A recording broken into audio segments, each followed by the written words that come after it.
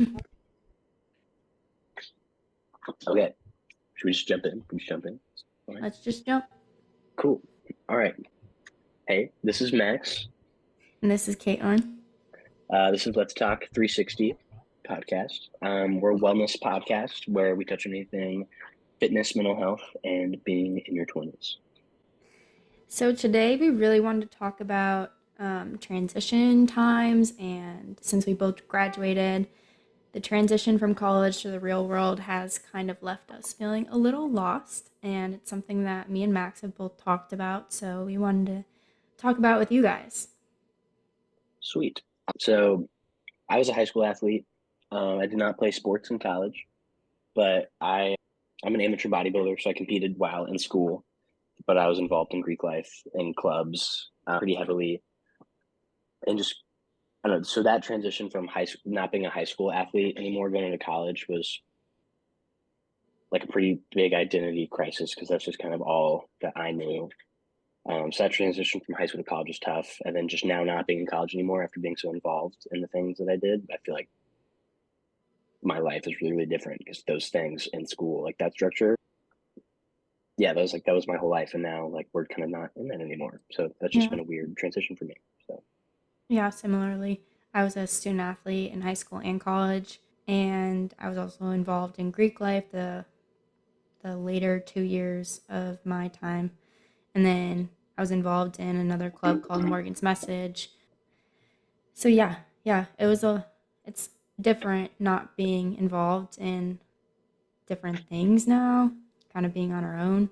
And it's taking us some time to process feeling lost and being okay with that sometimes. and I think just not even just like on this episode, but I think it's probably going to be something that we touch on in every episode, like transition, just in general. I think that just kind of is going to be a consistent thing that we talk about throughout the podcast, just because I think like being in your 20s, like transition is a really big part of that.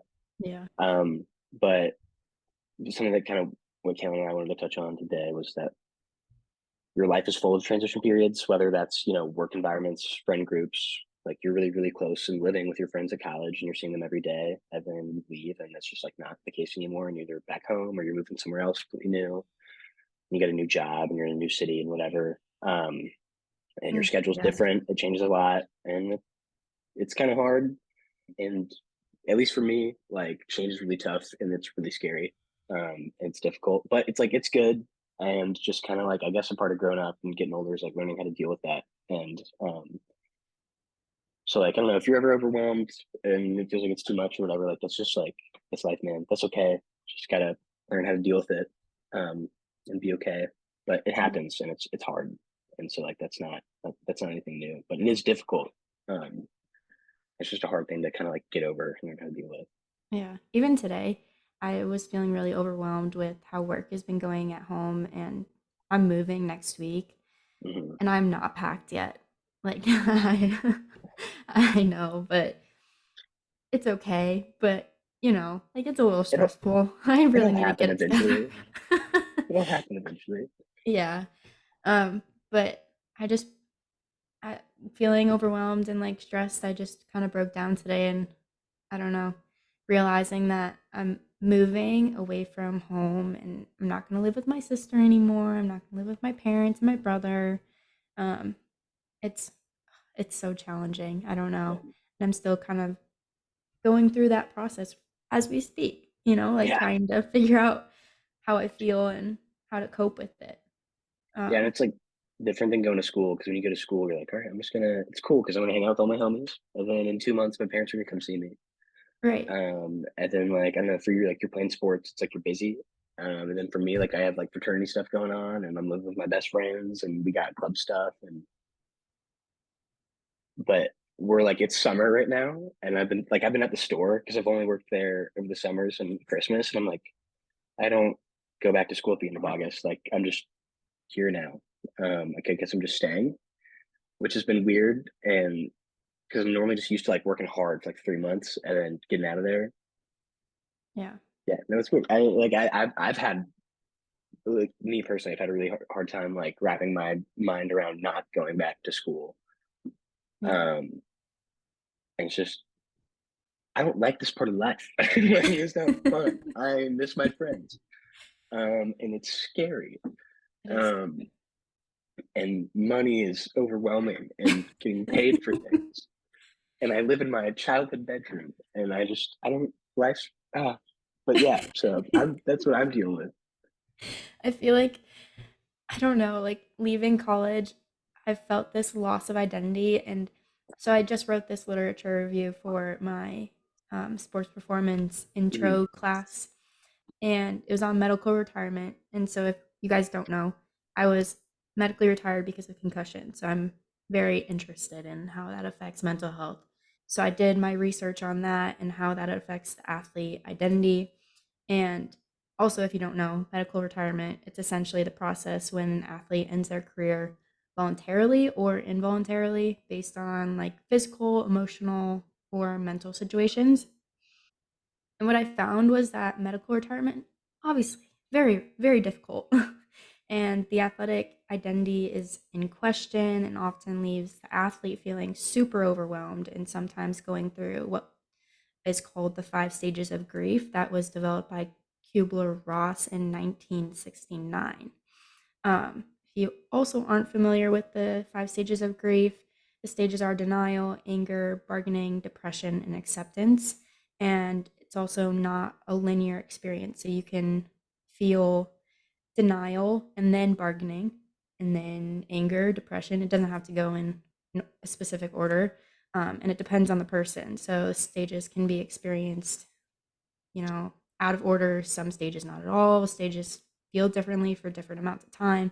It really depends on, um, yeah, the person. And I don't know. I don't think it really only happens for medically retired athletes. Like I am Yeah, definitely in those stages. I don't know about you, Max, but yeah. I think yeah, it's been it's Well, so you were medically like retired at the beginning of your senior year, correct? But you were still with the team. yeah. So Okay, you I just weren't playing anymore. it was the beginning of the season. Okay. I had just gotten I had just gotten back from hip surgery. I was Hmm. well, not just gotten back, but I was Was it finally your cleared to labrum on play. your hip? Yeah, yeah. Okay, It was like a labrum and then hip impingement, so they had to go and like, clean it out, all that good stuff, shave it down. it, Cool. yeah, Yum. yeah, yeah. So it was the beginning of the season, and it was difficult to try to. It was voluntary, Hmm. but also wasn't like, Was it recommended kind of thing? Like, did someone kind of sit you down? Was it like the staff or whatever was like, listen, and then you're yeah, like, okay, sure. yeah. It was like we strongly encourage Yeah. wink. You're Like done. You're done. yeah, yeah. So I had a process like losing lacrosse way earlier than what I was imagining. Yeah. So No, that sucks. I mean, like, yeah, you hear about it all the time with like professional like those are the ones we hear about, professional athletes or something like that, where it's like they either walk, like it's happening in football more because of concussion, where people are walking away earlier on their own. But it's really sad, like even just like as a fan to watch, and someone's like being told they have to walk away from something. yeah, Um, and but I don't know, like I mean, and I wasn't medically retired. I just know how hard that was for me finishing soccer in high school and knowing that like that was it and that I could still play. Like there's like I could play club sports and things like that, which I did at Wofford, but like it was never going to be the same. Like I don't know. It's because it's such a big part of your life, even though that I never played above.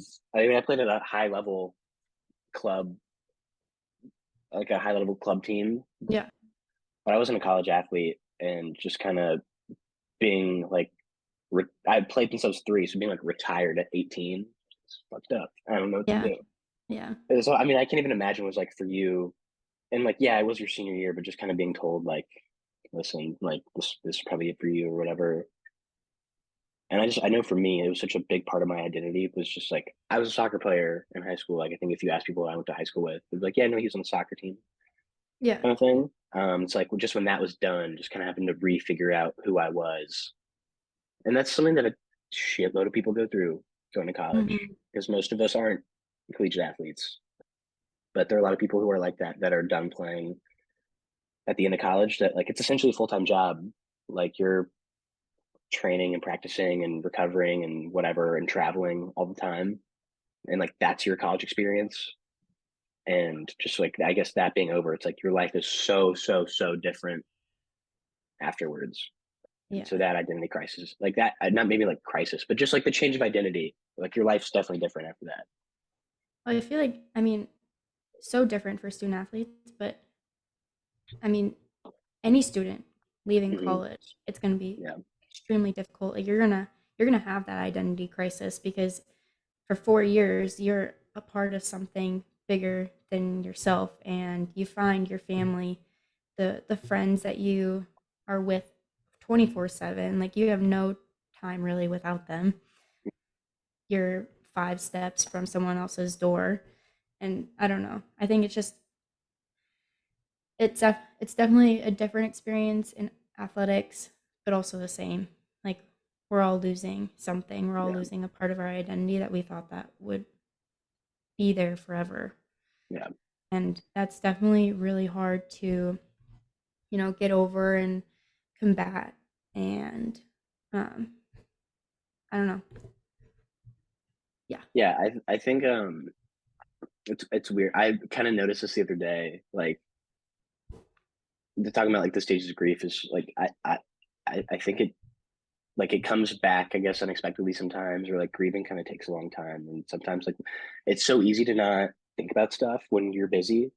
And then sometimes like you could just kind of have a break and then you're like, oh man, like, so like that happened to me earlier this week. I got really upset about, um, like something from school previously. And it's been so long. And like I was gone for a good part of the summer doing stuff and I'm back and I've been working. And then I just kind of had like a break for a day and I just started thinking about like all this stuff and like how I don't know. I was like, oh, that still hurts. I'm like, I'm not over that yet. I mean, and Yeah. I don't for everybody like listening and watching or whatever. Caitlin and I lived in the same apartment our senior year, so she lived downstairs. I lived upstairs. I mean, like sometimes I would just like I don't know, like I was thinking about like when we would all go out or something like that, and Yeah. we would just like go out downtown or something, and we would just like have ourselves a time. Like this is so cool. We're saying I like take a nap on your couch and like you guys need any fucking beers. I'm about to go get some. Like what? And we're just like this is never gonna end, and best weekend ever. Like every weekend, Yeah. and You know just what I I don't miss? know. And Your then sorry, go ahead. no, no, go for it, go for it. What do you miss?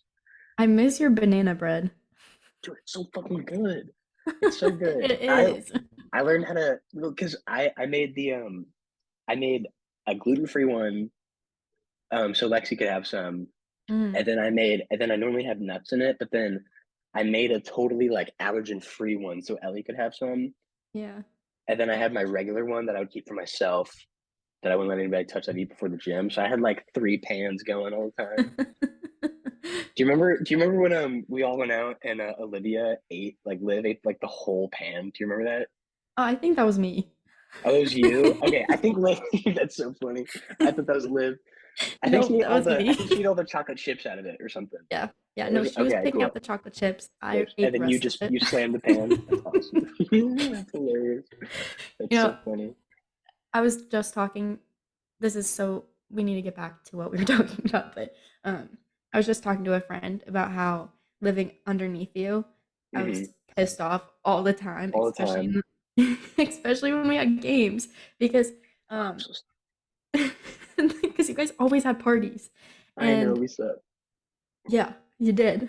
I know. I know.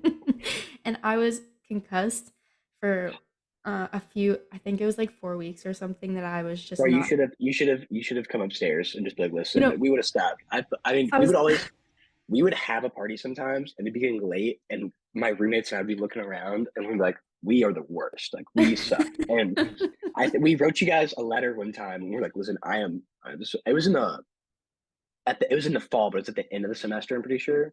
yeah, So you yeah. guys started practice. Like, I guess you're practicing throughout the year, but you guys were really like getting into preseason or something. Yeah, we And had I like think 6 a.m.s.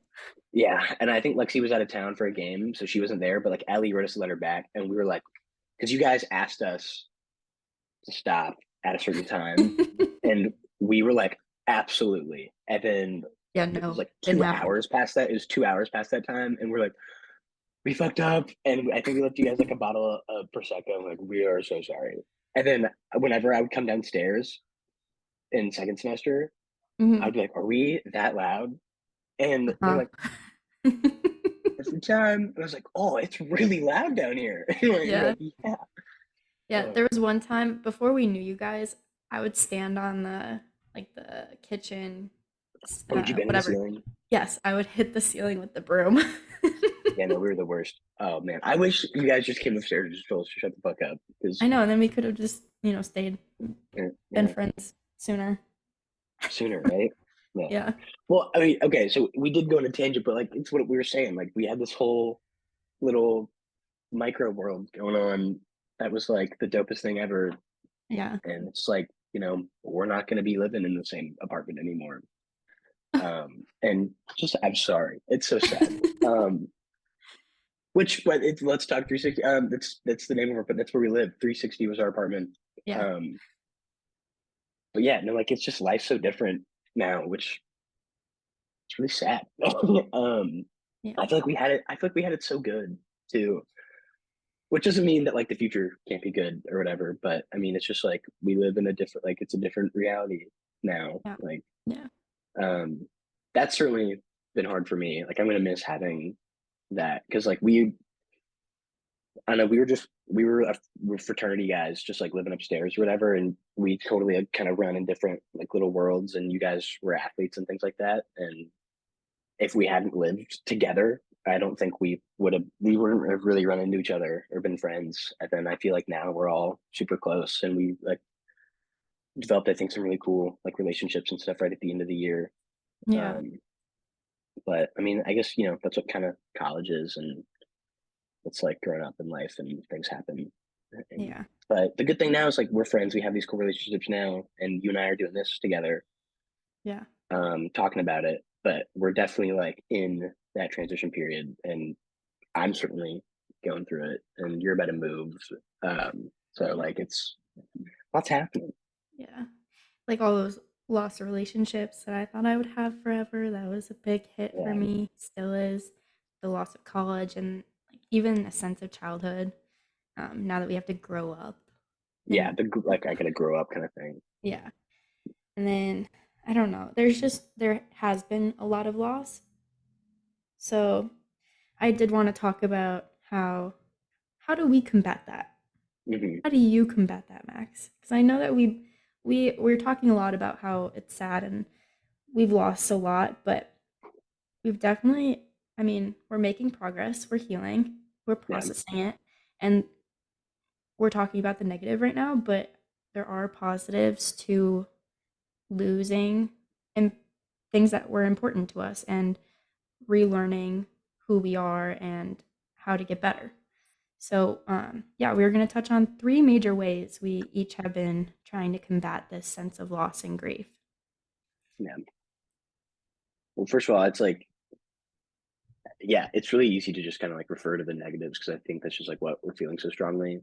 But one of the things that kind of like helps me too is that, but yeah, it's my first thing is that even though it's like loss and whatever, it's not really like, yeah, like everything's different, and like our friendships are going to operate in the same capacity, and life's going to change and whatever. But I just got to remind myself that first of all, like we did a lot of cool stuff together, and I had a really really great time in college, and I think I made the most of it. And so something I do is I would just try to appreciate and remind myself like, okay, like I had a good time, like I did what I was supposed to do, I graduated, I learned a lot, I finished up with a really great project, and I did it with people who I really really love and that I really care about. And that, what, I may not know a lot of these people for the rest of my life, but I certainly have a few of them that I know I'm going to have for a long time.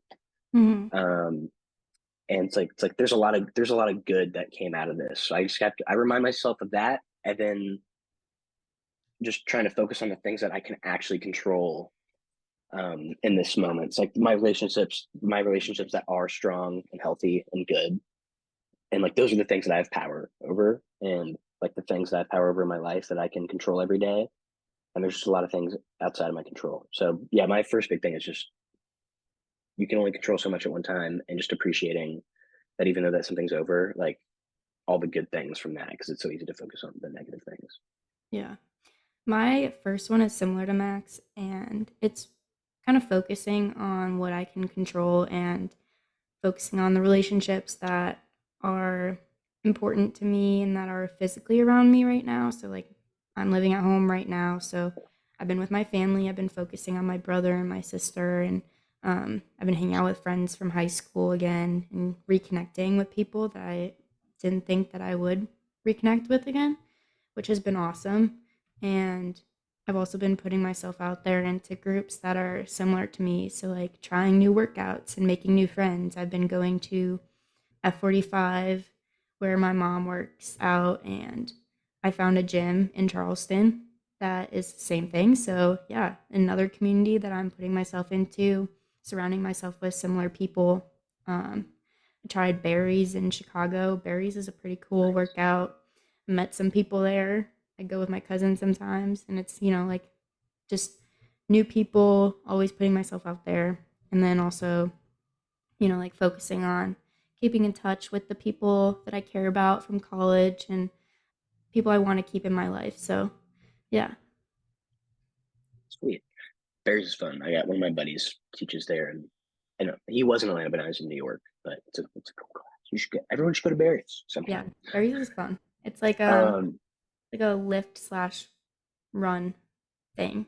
Like yeah, there's treadmills. they got a cool vibe. It's Yeah. cool. And there's the lights are cool. Lights are cool.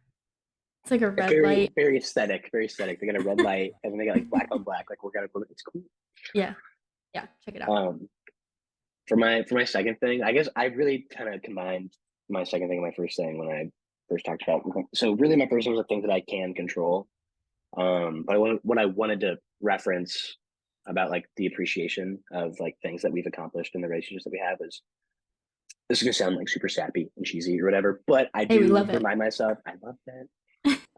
I do remind myself of this a lot. It was actually the first time I heard this. So when my grandmother died last year, I was at school when my parents had told me, and I was like really upset and everything. And my dad had sent me an email a few days later, and he's really well like read and all that good stuff. And I'm really into like poetry and literature and stuff like that, just from what I study at school. But he sent me a quote from this poet. I got to look up his name. I think the guy's Scottish, but just the one line that my dad had sent me from this particular poem was just "Grief is the price we pay for love," Oh, and I was like, "Oh damn, that fucking to the hits. heart, man!" Right? It's so great. It's like it's more. I don't know. And I guess I never thought of it that way. I think it's a really beautiful way to look at like something you're sad about or like loss, like when someone passes away or when I don't know, you break up with somebody or you move away from your friends or you're finishing college. And it's really sad because it's like all this stuff that we've done on was so good, or like I love this person so much, or whatever. And I don't, the reason why it hurts so bad is because it was so good. And like, yeah, I mean, grief is the price we pay for love. You like that's that's kind of like the like reality of kind of putting like your heart out there and yourself and really loving something because I don't know, like we live in a mortal world. Like things don't last for forever, and things change. And so it's like when things I that's something that I think I've started to realize. Like when things hurt, it's just because like along the way there's something we did right, and and you really cared about something a lot. And I love my friends so much. I do love my friends so much from school. Those are like my brothers, and I love hanging out with you guys downstairs. And it's sad that that's over. Yeah. But it's just different now. We're still friends. It's not a goodbye. It's see you later. Yeah. And so like it's a good hurt. It's a good sad because it means so much. Yeah. Damn, that really hit. That Right? really hit hard. Yeah, no, it's like that one's yeah. When I'm upset, I'll read that email that he sent me, and I'm like, Wow. oh yeah, no, I'm like I getting like emotional that. now. Yeah. Yeah, I'm sweating out of my eyes. Wow, okay. Yep. Taking a breath. Okay, my next one is good habits. So maintaining good habits and focusing on maintaining good habits. So I saw something, I can't remember where, but it's called the Three Pillars of Mental Health, and what they thought was, or what they thought the pillars were, was nutrition, exercise, and sleep, and how important those three are. And for me, I think those three are so important to me when I'm feeling a little out of control or overwhelmed, stressed, etc. When I focus on my nutrition, my exercise, and my sleep, it really helps me kind of get back into my routine and have something to, like, kind of control again. There's also forms of self-care that I think are really good, and those are habits that I've been trying to reestablish in my life. I know, like, for a little bit I kind of let go of my journaling, and that was something I was so consistent with. I was doing it like, I kid you not, every night for 2 years, and it made me feel so good. So I'm getting back into that, and also, like, taking care of yourself, having a morning and night routine. I think that's really important, and getting sunlight in the beginning of the day, super important for sleep, by the way. But yeah, I just, creating good habits is a huge way to combat feeling lost and stressed. So, Yeah, no, I'd agree. I think my third thing's pretty similar. I think whenever I'm for everybody, for myself too, is like whenever I'm kind of feeling like a little bit out of control or stressed out or something like that, any sort of control that I can like institute into my life is definitely helpful. So what I gotta write stuff down. So I don't like journal all the time. I write things like um yeah, so like I'll write to kind of get my feelings under control, but then also I have like a paper like schedule like daily planner that I've started using again. I again took a break as but I needed to get back on it. I have a planner from this company called Norse Fitness, but I plan my day out like by the hour. I'm like, all right, this is what I'm going to be doing during these times, and then it's got a section where it's like these are the 5 things I have to accomplish today. mm, But you fill it out at morning and at night, and then like the night before you like plan your day and you list the things that you have to accomplish, and then you also list the things that you were like proud of yourself for like getting done that day, or like that you're thankful for, yeah. which I thought was stupid. But then I was like, oh, this actually feels nice. Like I did that. I like got stuff done today, and like just I'm like grateful for whatever. Yeah. And then like the next part you do in the morning, like you fill out the rest of it. So that's been good for me. And then also I just like writing down and like finalizing or just like putting in writing like my fitness and like health goals. Hmm. Because I want to be I want to get my pro card in bodybuilding at some point. So it's like we just kind of got to lock in. So just kind of writing down like what I'm about and like what like I'm trying to do. So like a certain amount of running every week for me, following like writing out my nutrition plan, like what I'm going to eat every day for however many weeks. Just like having a structured workout plan where it's like this is what I do on Monday, Wednesday, Friday. This is what I do on Tuesday, Thursday. Rest on Sunday. So I also do on Saturday. It's like just having that, and then it's like I take ice baths, I go in the sauna, and I eat right.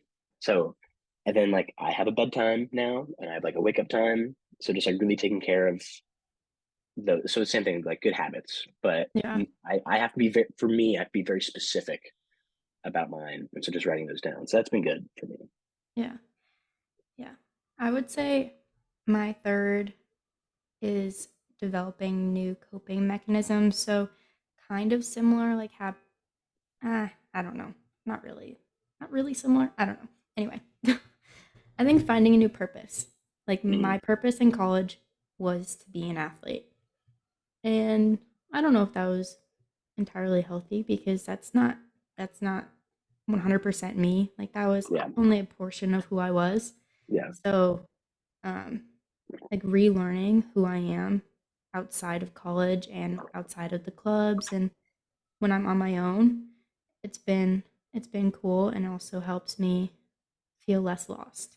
So, like, this podcast has been a huge help to me, like focusing on my future goals and stuff like that. And then I'm working on my NASM certification, which I'm really excited about. I think me that'll be fun. too. Haven't finished mine. Take me Hey, 2 years, but it's hey, that's okay. okay. It's all right. Well, we can finish together. We'll be personal trainers together. It's gonna be Yeah. great. Yeah. And also, like, looking for new meaningful ways to reframe and refocus on a new purpose and impact. So even like small things during your day, Yeah. I think that's huge. Yeah, no, I think that's really cool. I think purpose is really powerful, even if it's not like, even if you don't really know where you're going or what you're doing. I think developing some sense of purpose or direction in your life can be really powerful for anybody. I think it can be really effective. Yeah, I think we kind of maybe touched on it a few weeks ago when we were talking, but I like having something to like wake up and be like, all right, like we got to do this today because like I have a goal or something like Mm-hmm. that. Especially during a transition period where we kind of feel like we're not like ourselves anymore or like what we thought we were, and just kind of having to like recalibrate or something. So I think purpose is really, really powerful. Yeah. Yeah. I think we like to wait. I don't know how to get this into You're good. the I'll just say it.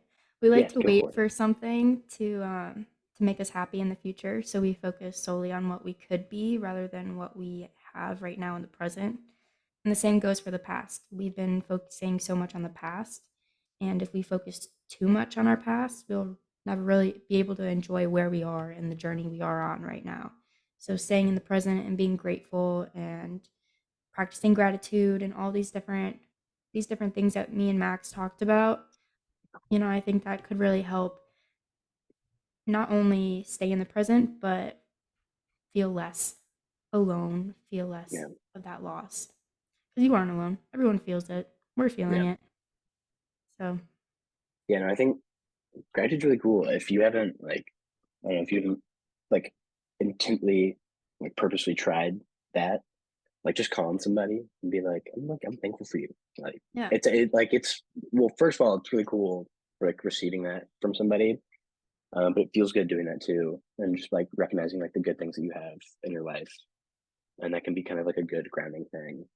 And yeah, then just kind of like a thought that I had bouncing off of kind of being in the present is that I think a lot of times people focus too much on the past from the present, which I think can be problematic. But we kind of need to look at the past for like teaching or learning purposes, and you also need to look at the future for planning and having goals and things like that. But I think a lot of the times it can be really overwhelming. Something that grounds me is to remind myself that there's only a handful of things that we can control, like in this moment right now. Like I don't know, if you look at your life like on a big scale, there's really only a few things that you directly and absolutely have control over. And because everything else, there's so many different factors. It's like you're working for somebody, or you're also collaborating with somebody else's schedule, and like right, so there's a lot of things that you directly might not have total complete control over. So just focusing on the things that are really in your control, I think, is really important.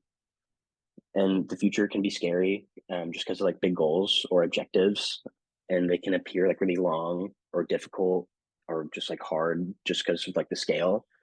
But then again, there's only so many things you control at one time. Like you can only take like just take the next step. Like what are the next few things that you can do? Like you're not gonna start the NASM studying and pass the next day. Okay, I can read a right, chapter today. I can read a chapter today, and then next tomorrow I can read another chapter, kind of thing. right. Yeah, But yeah, just so just showing I yourself, yeah, sorry, no, you're uh, good. just showing yourself grace and patience, I think is Yeah, super important. Um, yeah,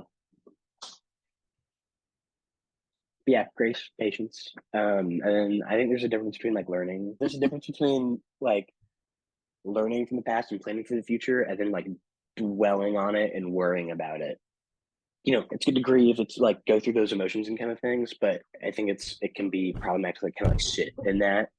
And there's a difference between like learning and planning and then just kind of like getting overwhelmed by it. yeah. So So to go off of learning and to kind of end our podcast today, we were talking, and as 20 somethings, we're always learning. Honestly, anytime.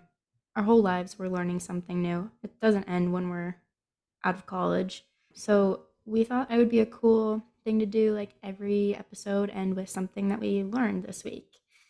So yeah, I found this thing, not thing, a story. It's in the book The Pivot Year by Brianna Wiest or West or I never know how to pronounce her name, but I'm going to read it. And I thought it was really cool and kind of, yeah, hit me hard today. Okay. The space between no longer and not yet is what defines the pivot periods of our lives. This is the time when we have nothing left to hold on to, but also nowhere clearly to land. This is when most people revert back to their oldest and most familiar coping mechanisms, confusing what's known for what's right.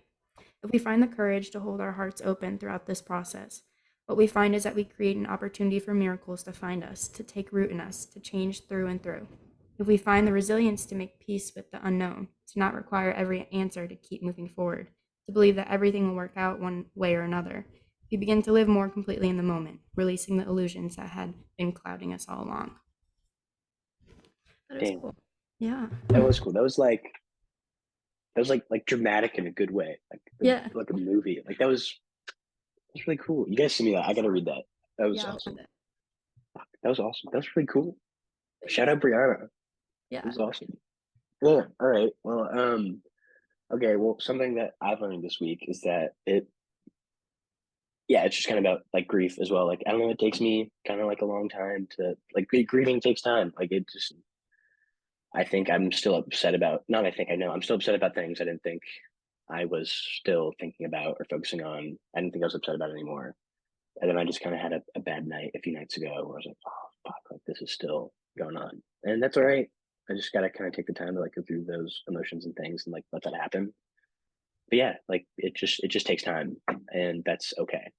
Yeah. So yeah, I guess that's something I haven't really thought of before. Was that like it doesn't need to be like a strict like set or end period of Right. grieving. So yeah, Cool. well, Well, cool, thank dude. I think we did money on the time. We're Yeah, we did. seems right about it. Less We than did a so minute. good. Let's go. Do you want to wrap up or should I wrap up? Or I'll do it. okay, Okay. yes. Okay, well, love you guys. Thank you so much for listening to our episode on grief and transition periods outside of college. Sick. Love you guys. All right. Thanks for listening.